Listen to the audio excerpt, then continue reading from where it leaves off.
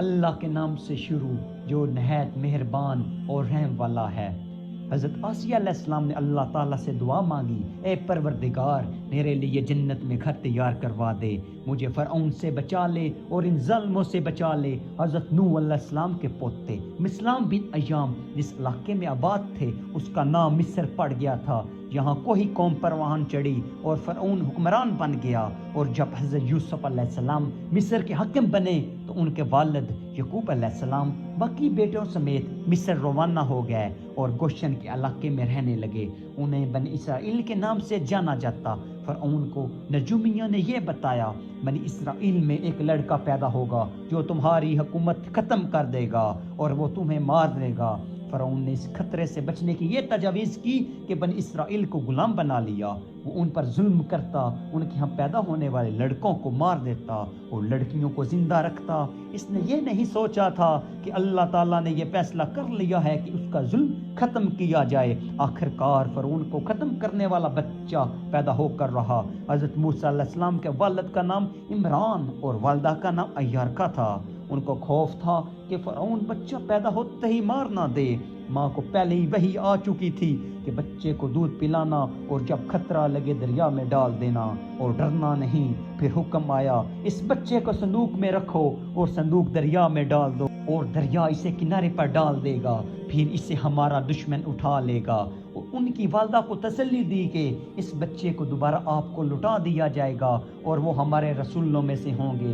ایارکا اللہ کا حکم مانا اور ساتھ ہی اپنی بیٹی مریم کو کہا کہ تم بھی جاؤ، اور وہ صندوق کو دور سے دیکھتی رہی۔ جب وہ صندوق دریا سے ہوتا ہوا فرعون کے محل تک جا پہنچا تو فرعون کی بیٹی اور اس کی باندی اسے دیکھ کر حیران ہو گئی اور اس صندوق کو لے کر ملکہ آسیہ جو فرعون کی بیوی تھی اس کے پاس گئی۔ انہوں نے صندوق کو کھولا، ایک خوبصورت بچے کو دیکھ کر وہ خوش ہو گئی اور بچے کو رکھنے کا فیصلہ کیا۔ فرعون نے بچے کو قتل کرنے کا حکم دیا تو وہ سامنے آ گئی اور کہنے لگی، یہ بچہ ہم دونوں کی آنکھوں کی ٹھنڈک ہے، اسے نہ مارنا، یہ ہمیں فائدہ بھی پہنچا سکتا ہے، اسے اپنا بیٹا بنا لیتے ہیں۔ قرآن مجید نے فرمایا ہے، اس کا ترجمہ یہ ہے، فرعون نے کہا مجھے اس کی ضرورت نہیں، ہو سکتا ہے یہ تمہاری آنکھوں کی ٹھنڈک بن جائے، اور حضرت موسیٰ علیہ السلام کی اس طرح جان بچ گئی۔ خدا اتفاق سے ملکہ کا تعلق بھی بنی اسرائیل سے تھا، دور کے رشتے سے حضرت موسیٰ علیہ السلام کی پھپھی لگتی تھی۔ ایک اور اللہ کی قدرت کا کرشمہ ہوا کہ بچے نے کسی بھی دایا کا دودھ پینے سے انکار کر دیا۔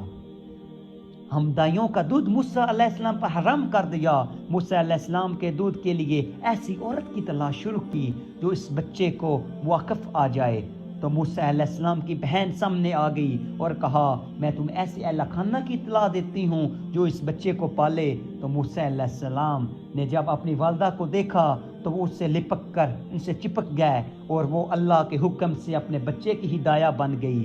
حضرت موسیٰ علیہ السلام فرعون کے محل میں پل کر جوان ہو گئے، اللہ تعالیٰ نے انہیں اپنا نبی بنا لیا۔ یہ اس وقت ہوا جب وہ مصر سے مدین چلے گئے۔ جب موسیٰ علیہ السلام کا پتہ چلا تو حضرت آسیہ کی وجہ سے ہی موسیٰ علیہ السلام مصر سے جان بچا کر بھاگے تھے۔ موسیٰ کی پرورش کے دوران آسیہ علیہ السلام ان کی نیک فطرت سے واقف ہو چکی تھی۔ جب موسیٰ علیہ السلام نے نبی ہونے کا دعویٰ کیا اور فرعون کے جادوگروں اور ان کے سانپوں کو اپنے عصا سے شکست دی تو وہ فوراً ایمان لے آئی۔ وہ اپنے خاوند کے ظلم سے واقف تھی، اس لیے ایمان کا اظہار نہ کر سکی۔ ایک دن وہ اپنی بیٹی کو کنگھی کر رہی تھی، آپ کے منہ سے اللہ کا نام نکل گیا۔ انہوں نے کہا تھا برباد ہو وہ جو اللہ کا انکار کرتا ہے جو ہم سب کا رب ہے۔ بیٹی پکی کافر تھی تو اس نے اپنے باپ فرعون کو ساری بات بتا دی، تو فرعون نے حضرت آسیہ علیہ السلام کو اذیت دینا شروع کر دی۔ وہ حضرت آسیہ علیہ السلام کو دھوپ میں لٹاتا اور سانپ چھوڑ دیتا اور وہ جواب دیتی میں موسیٰ اور ہارون کے رب پر ایمان رکھتی ہوں۔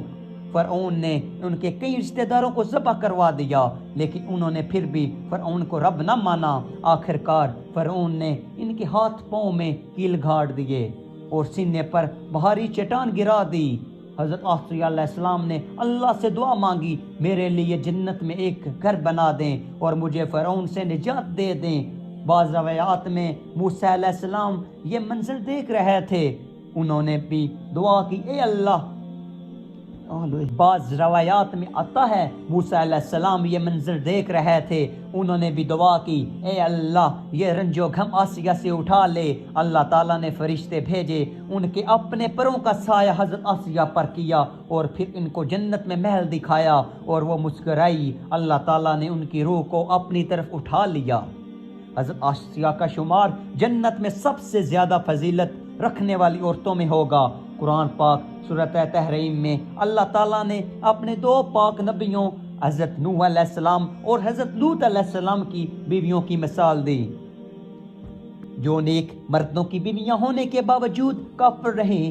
ان کے ساتھ نیک عورتوں کا بھی کہا ہے، ان میں سے ایک فرعون کی بیوی آسیہ علیہ السلام جو ایک کافر کی بیوی ہونے کے باوجود اللہ پر ایمان لائی، دوسری حضرت عیسیٰ علیہ السلام کی ماں مریم بنت عمران۔